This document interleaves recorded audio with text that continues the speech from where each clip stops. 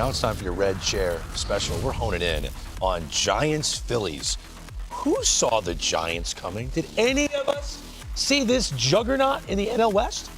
No, not with the other teams. When guys like Wilmer Flores have 20 RBIs, I mean, honestly, the two guys that they gave their big contracts to, Willy Adames and Matt Chapman last year, are not hitting up to what people expected. But yet the team is. Yes, they're playing great baseball. So sometimes the sum of the parts are better than it's just them individually. When you go play there, it's tough. Oh, I think it's the toughest ballpark to play. And it's tough to hit. And it's hit in or play it? I think both. Play like, all of it. It's hot everywhere in June. You go to San Fran and it's cold. You got to take the ball doesn't fly. Yeah. You're always the sun is in your eyes. Your first two at bats. You know, Robbie Ray's your fourth. You got Hicks, Verlander, Webb. I mean, it's hard to play there. I agree. Well, in Philadelphia, they have a great home field advantage. They got Nick Castellanos driving and runs. Max Kepler, sneaky, great move. Yeah. Beating it out down the line, hustle play. Phillies jump out to a 3-0 lead early. In the second, Taijuan Walker looking for another strong start. And in the second, Mike, the wheels kind of fell off. They sure did. And some credit to Giants hitters. You know, you got to give them credit. They're laying off pitches. Like you see there, they're drawing walks. Mr. RBI machine, Wilmer Flores, driving in runs. And then, you know, sooner or later, you're going to get a big bop. And I think, who's this? Is it this? Patrick Bailey. Yeah, Patrick Bailey. That's a little unlucky. Trying to make something out of nothing. You know, take the out. But that you can't give good teams extra outs because then the big blow's coming. And you were spotted 3 runs, and then all of a sudden, after this inning, I believe it's 5-3. That hurts. That hurts. Yeah, Fitzgerald would walk up and turn on one. And Taijuan Walker roughed up. His first rough performance of the season. I'm going to pause here because you did make something, you made a point, Mike. Willy Adames and Matt Chapman, they're the cornerstone stars of the left side of the infield. Giants have this great record. No one's talking about the fact that they showed up today with these statistics. But that's the beauty of when you're winning, everything gets pushed under the rug. If they were losing, these guys would be getting hammered right now because they're like, hey, if you're getting paid these big dollars, we need you guys to perform much more than maybe some of the young guys. But that's not the case. When you're winning, especially in that division, when you see what the Padres are doing, the Dodgers were expecting, when they're going to win 120 games, guess what? They're right in it. Sneaking up on people. Willy Adames didn't have a home run for the Giants. Yeah. I didn't even realize that until, well, we did the Red Chair special. So let's jump back into the highlights. See, because we hit pause as Willy Adames walked up to the plate. He already had 1 hit in the game.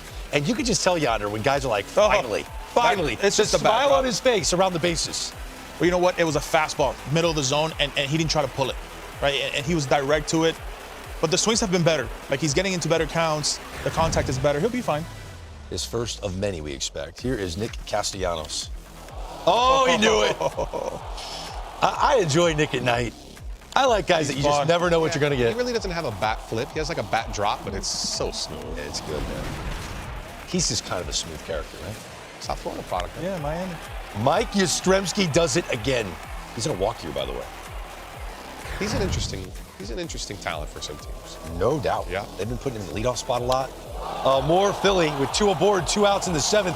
JT Realmuto, is it fair? I'm intrigued about Yaz, where he goes, because that park doesn't do him any favors. Oh, so does he have 25, 20, 30 in him? Uh-oh, that's the pitch of the game. That could have been, that's a walk, bases loaded. Anything happens after that. You know what? I think the umpire told him something like, hey, I think I missed that. Or something because the ump doesn't feel good about it either. No. That's a glaring miss. Yeah.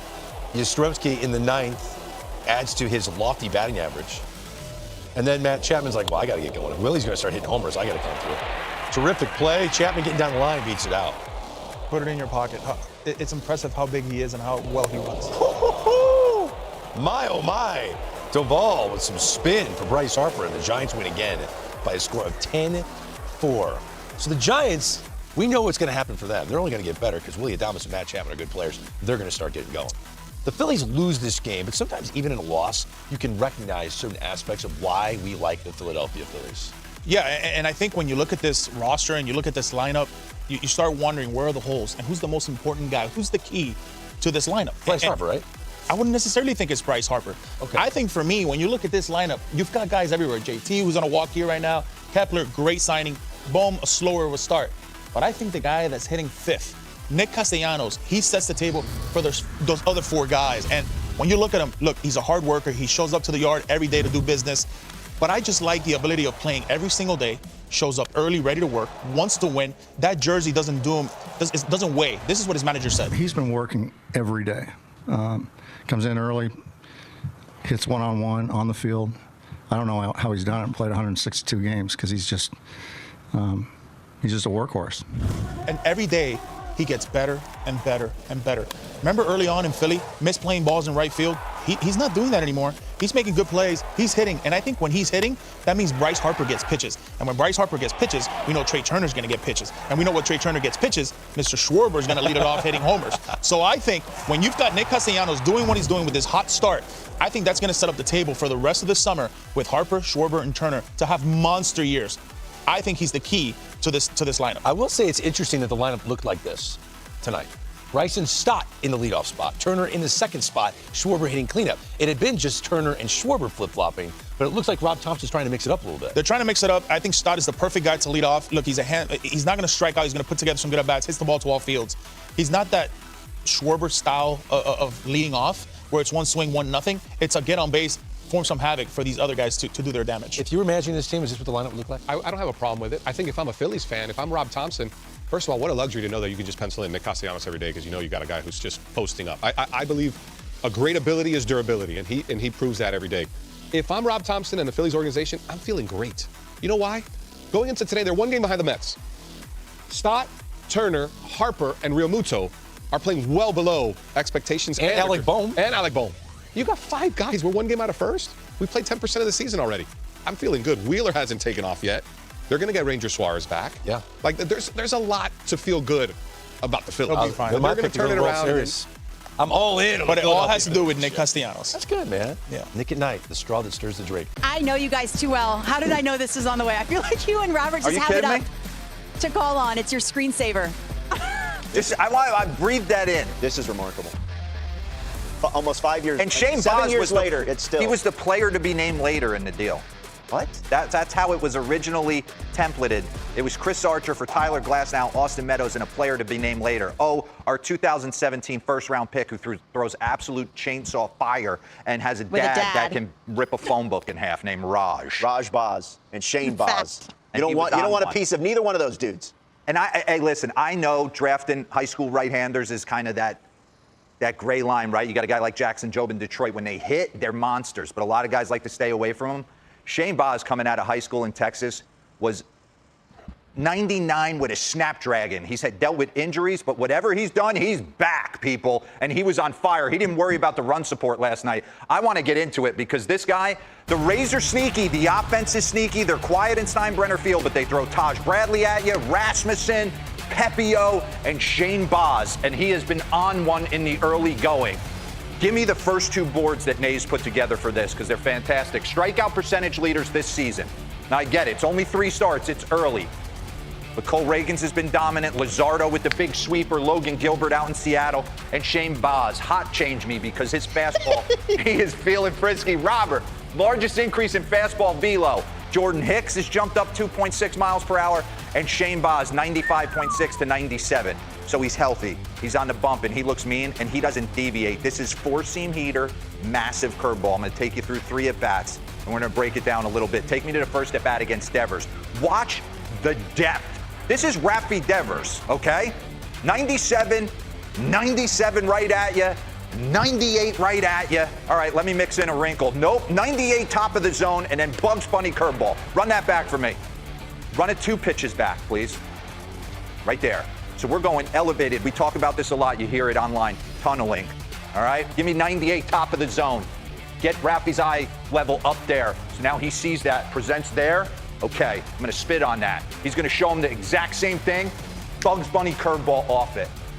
And that's out of the zone. That's starting at the top of the zone. Give me a Trevor Story at bat. And these are really good big league hitters that are making tough moves. I mean, he's flinching at that, and that ball's bouncing in the dirt. Give it to him again. He can't go hold up. 1 and 2 count. Top of the zone heater. Break it off. Run that back. Look at the sharpness of this breaking ball. Run it at full speed. Woof. Wiffle ball stuff. So pause this and bring up the pitch usage.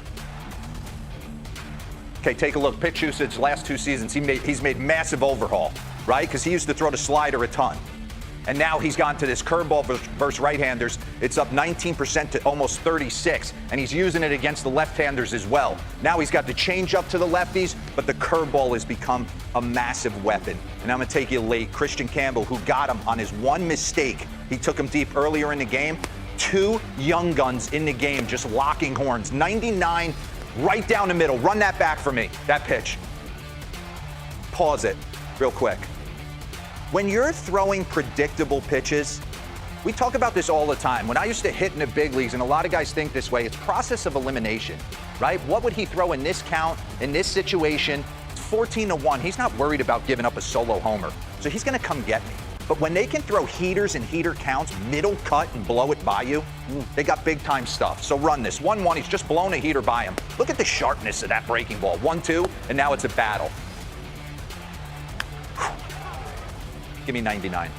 Top of the zone, 100 down to his knees. So give me the heat map first before the rotation. All right, we'll go rotation first. Spin-based rotation movement. Don't let this freak you out. Robert, all you have to understand is that if you got your four-seam fastball going at 1 o'clock, then you need something at 7, 8 o'clock. So if his four-seam fastball was at 12 o'clock, I need something at 6 o'clock. Okay, I get it now. You need something tunneling in the same direction. Okay. And that's what he does. Bring up the heat map side by side. Heater at the top of the zone, boom, curveball. And look at him locking up. I mean, he's got this locked in. And then he's got the nasty curveball put away tunnel right off it, down and away. So Rays are interesting. They always are, especially playing in that yard. Their offense is going to hit tanks. Meisner went deep twice. Pretty good. And don't forget about his dad, Raj. And then you got Raj Baz in the stand. Raj is not here for nonsense. He's got no time for. He's not here for nonsense. Interview. Look at him. That's good stuff. I saw the he's got barbed wire sleeve. He's got to. That's a demerit. He's got to. He's got to have it.